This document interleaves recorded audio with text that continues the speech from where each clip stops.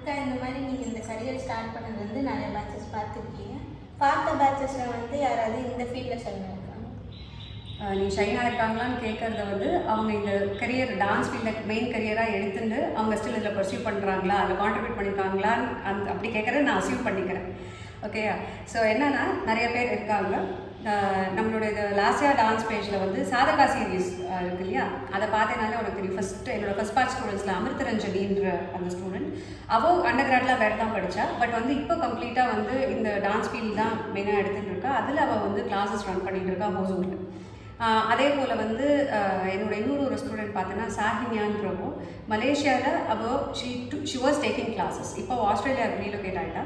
அங்கேயும் வந்து அங்கே இருக்கிற ஒரு டான்ஸ் க்ரூவோட ஷி ஹஸ் ஜாயின். அங்கே வந்து அதை இன்னும் அவள் டான்ஸ் ப்ராக்டிஸ் விடாமல் அதில் கண்டினியூ பண்ணிட்டு தான் இருக்கா. She is also working.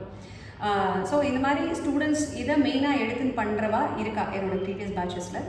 அப்புறம் வந்து என்னோட இன்னொரு ஸ்டூடெண்ட் வந்து அவந்திகா வந்து அவள் பரதநாட்டியம் இது மாஸ்டர்ஸ் முடிச்சுட்டு அவளும் ஒரு ஸ்கூலில் இப்போ டான்ஸ் டீச்சராக ஷீஸ் கண்டினியூ.